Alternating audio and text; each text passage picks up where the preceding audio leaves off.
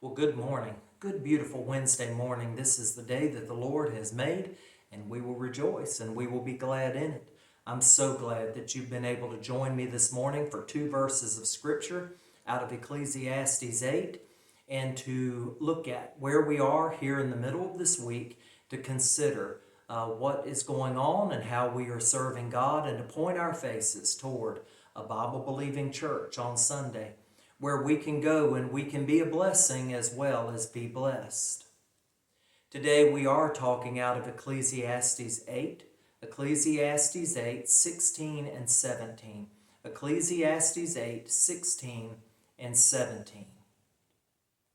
It says, "When I applied my heart to know wisdom and to see the business that is done on earth, even though one sees no sleep day or night, then I saw all the work of God that a man cannot find out, the work that is done under the sun. For though a man labors to discover it, yet he will not find it. Moreover, though a wise man attempts to know it, he will not be able to find it."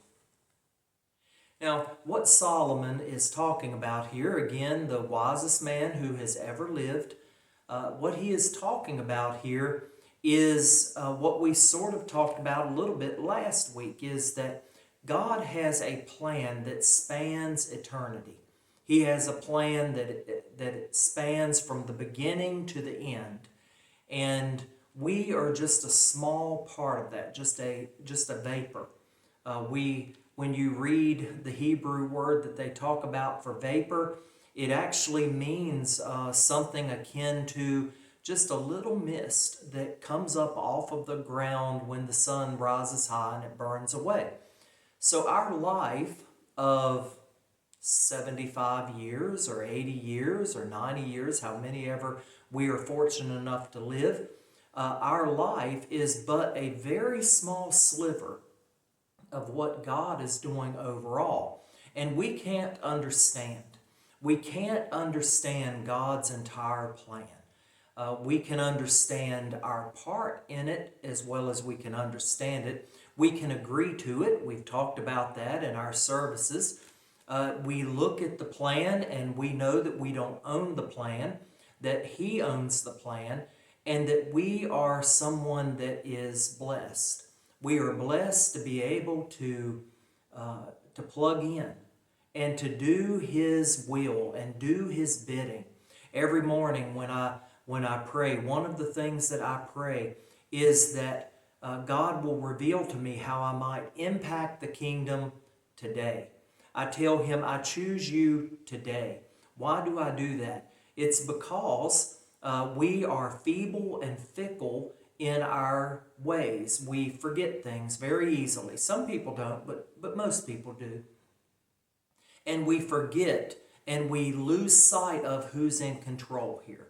God is in control. We have chosen to be with Him. He chose us from the foundation of the world. But every day we have to choose to follow Him. So what is Ecclesiastes 8 telling us here?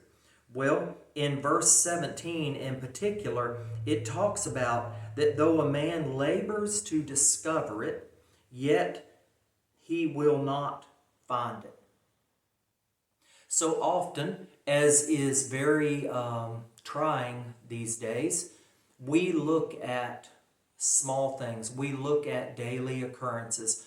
But when you think about it, what was important to you even 6 months ago is not what you are upset about today. I think about that recently there was a song that people were so upset about, and people were putting all over social media that they stood with so-and-so. Well, then fast forward, it was just a little while, just literally maybe 2 weeks, and then a movie came out. And everybody was upset about that, and we all ran and put on Facebook how we were supporting that movie. Well, fast forward about another 2 weeks, and then a man put out a song that everybody was in support of, and do you see where I'm going? We have a very limited view. and our emotions draw us to what is the hot topic that day, we have to resist that. We have to resist that. See, we are called to live in spirit. We are called to live in spirit when we allow ourselves to get angry and upset and frustrated with what's going on around us in the world. When we begin to say, well, God's not going to fix it, so I've got to go fix it. What we have done is we have lost sight of the fact that God has a larger plan. That He has a larger plan, and He wants us to plug in as part of His plan. He doesn't want us to suggest a new plan to Him, and then He says, oh, well, I realize now that 75 years is more important than eternity. So we have to be very careful as we look at this world, not to let it get into us. See, we sometimes forget that we are a temple of the living God. We make ourselves a temple of self instead of a temple of the Spirit. And we need to be very, very aware that we are a temple of the Spirit of God, and we need to be following in that same way. Because eventually, if we are followers of Jesus Christ, then we will eventually be living in eternity as well. So I want you to be encouraged today. Try not to let things get to you. Try not to let what's going on around you upset you so badly.